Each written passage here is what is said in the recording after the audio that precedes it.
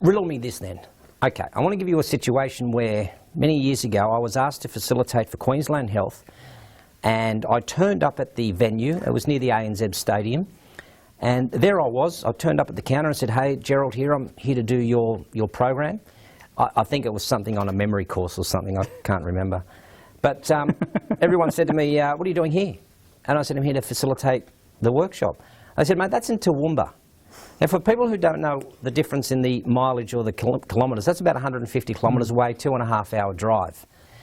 So I was there nice and early though. I was there at 7 o'clock, ready for an 8:30 start. In my mind, I just went, oh, not much I can do. I'll get in the car and I'll drive to Toowoomba. Not a lot of emotion played into this. There was actually just a sense of, there's nothing more I can do but get in the car, drive up, make an apology when I get up there, and just say, hey, did you enjoy your time off while I was away? Was that arrogance? Was that apathy? What was playing on there? So the way you describe that is that you moved from the situation and what went wrong. You moved over to a solution, and that's part of what we probably could talk about in our discussion here about how can people make that jump. As you're telling, I'm nodding and I'm laughing because I've been in a similar situation. You know, we show up and it's for a gig and it's the wrong place, or something doesn't show up. It's the presence and the clarity of mind. You clearly, it sounds like you cut out the noise and you went straight to, well, this is the situation, this is what we're dealing with. Rather than it being about arrogance, I'm assuming and hoping with that client that you showed some humility and acknowledging and owning what had happened, but you're moving straight to a solution. You're taking a learning from it and you're moving forward. And your topic is what happens when it goes pear-shaped. We need to keep moving forward, but it's how do we get out of that situation? So in what you've just shared then and what we know about emotions, even as you're recalling that story, you actually displayed more certainty and confidence in sharing that with me than you did, say, arrogance. So certainty and confidence is when you know what direction, you know where to go, but you have to have the how-to get there. And I'm assuming it's a few years under your belt to do No, it's interesting what had happened because I was so sure that the gig was at just near the ANZ Stadium. So here I was, and the first thing I did is I got in the car, opened up the laptop, and looked at my emails and had a look, and I had totally stuffed up. Like it was seriously just wrong. I know there was a part of me going, wow, I've got to blame someone for this. Like there was a little part of me going, I've got to shift blame here. You know, who can I force this on? I didn't know Kerry at the time, but I would have blamed her then. But that was my natural instinct. Who can I blame? And then when I worked out and I went, wow, I really did muck up on this one here. When I got to Toowoomba, the first thing I said is that I just said it like that. I said, man, I stuffed up today. I really made an error. But I didn't make a big deal of it. I just said, made a mistake, let's move on. Let's carry on with the program. So do you think if people were to realise that, I hate this phrase, but it is what it is. It happens, we do make mistakes, and we shouldn't sweat the small stuff, although it could have been bigger stuff. Do you think what I had done was put a solution in place without wittingly going through a process? Yeah, it sounds like by instinct you just move forward. What I know of you, you take action on things. The thing that's really interesting is where you say, it feels like we're swapping the interview now, where you said that you feel like you did want to blame someone. That's really natural. We all do that. And the reason we want to assign blame or get it away from ourselves is to avoid persecution, is to avoid that feeling of shame or feeling of inadequacy that could come up if we do that. But by moving to a solution and moving on and saying it is what it is, that's that presence of mind that we really should be shooting for when something goes wrong, when it goes pear-shaped. I'm hoping that when you got to the gig at Toowoomba that you talked to people about what happened, because then as facilitators, if we're being transparent about our behaviours and their behaviours, everyone can learn from it. So in a situation like that, taking action is the best thing we can do. When people become deer in the headlights and they get frozen, that's when the mind starts ticking, the monkey mind goes, and we come up with our stories about change. And in those stories, there's reasons why change will happen or why it won't, why we're going to prove ourselves right or wrong or blame someone else. You asked about emotions before. The emotions sit under those reasons. Now, sometimes we don't need to go that far down. And half the time it's experience will teach us to just start, to take an action. When people are starting off facing situations like this, whether they're in management, they're a trainer, a consultant, a facilitator, a business owner, they're going to face these challenges. And if they're too heavily invested, if they're too caught up emotionally in the outcome, whether it be money or pride, they're going to get caught in that trap. It's the being detached and being able to take an action, and that's why we tend to show people how to do what you did and move through that very fast so it becomes automatic. That's what I'm interested in talking about a little bit later is, how do we move past it? Yeah. And I know you've got some great acronyms that go with that. You mentioned earlier on about some of the masks that we wear. I'm not sure I understand what you mean by that. So think about when you're talking to someone and you just get that gut feeling that they're not being genuine.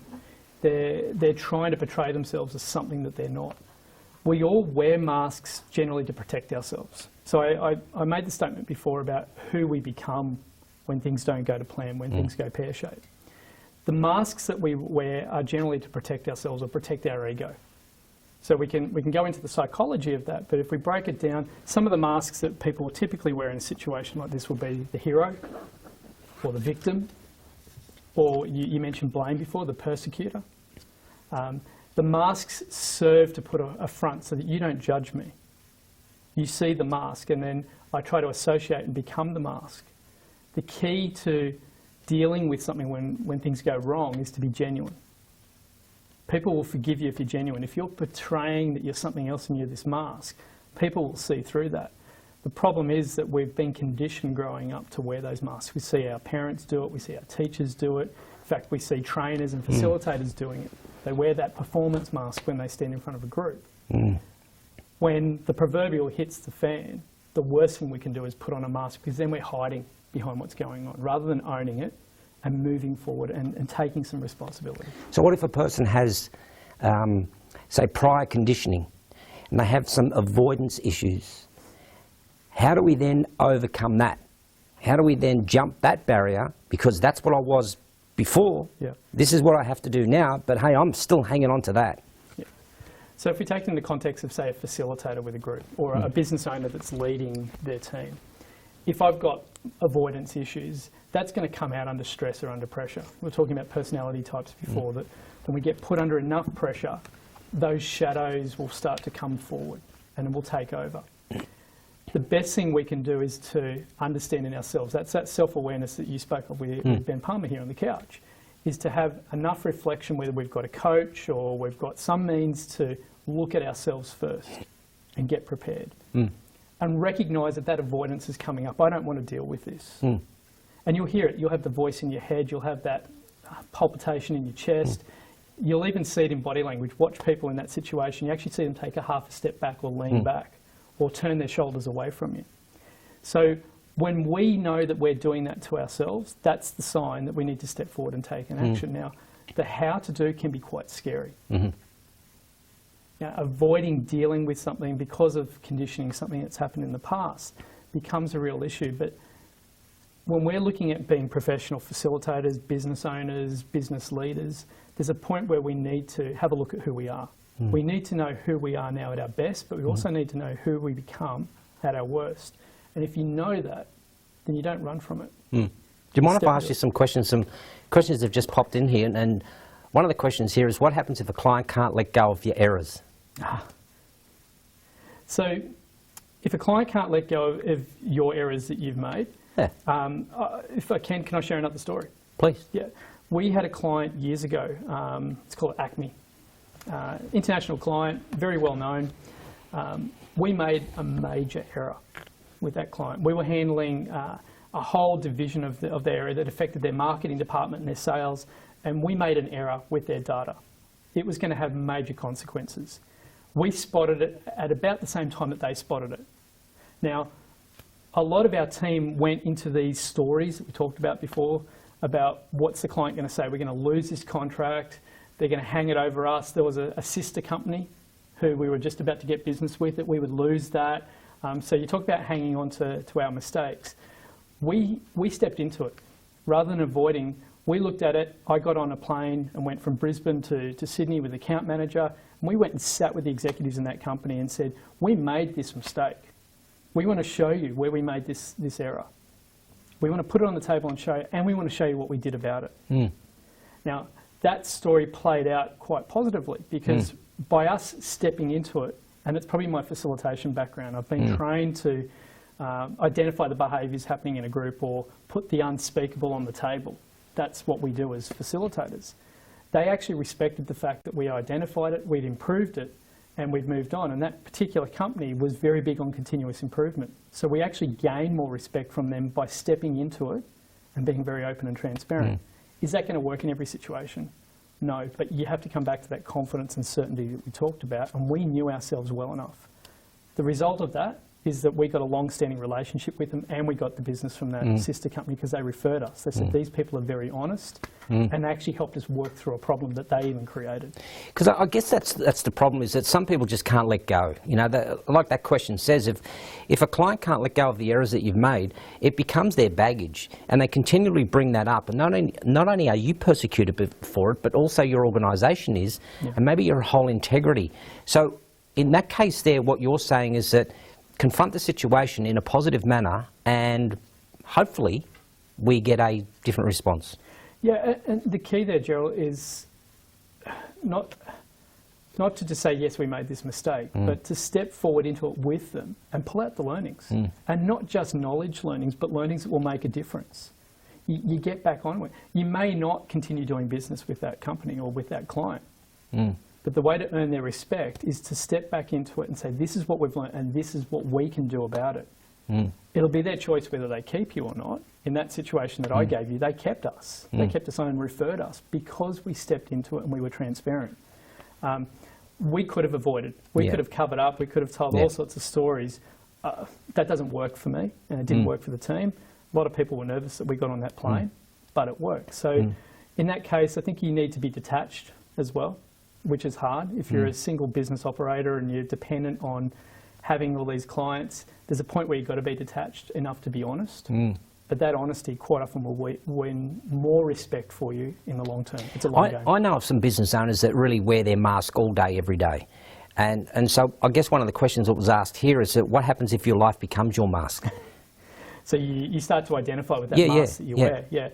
So we probably both get invites to go to networking events, to sit down with coffee is the classic, or come to a meeting. Particularly if I think of, say, the solo business operator. Their business will become their world. Even if you're working within an organisation, you're representing that brand or that organisation, you'll start to wear that mask. You'll start to become that thing that you're putting out there. If you're constantly doing that, then people are going to judge you by the mask you wear, but eventually they'll see through it. So if something does go pear-shaped, if something does go wrong, and you want to own that, you want to step into that and work through it or take that action, are they going to trust you? Are they going to really believe you? Versus saying, you know what, this happened in this session that we ran, this went wrong, it didn't happen very well, but this is what we did about it. We had a client contact us just the other day. They heard that you and I were doing this interview, gave us an example of where something went completely pear-shaped, it fell apart. But what they did is they followed their process and they were transparent about it. They were confident enough to trust their process. They wore no masks. They were very, very honest across their whole organisation. A really positive outcome came from it, a really valuable learning that they could embed in the culture. See, but I've been watching The Apprentice. See? I've been watching The Apprentice, and I've watched the American one with Donald Trump, and I've watched the Australian one with Mark Burris, and the UK one. Anyone remember that UK guy? What was his name? But they would say something like, you make a mistake, you own that mistake, we can't have you in this business, you're fired.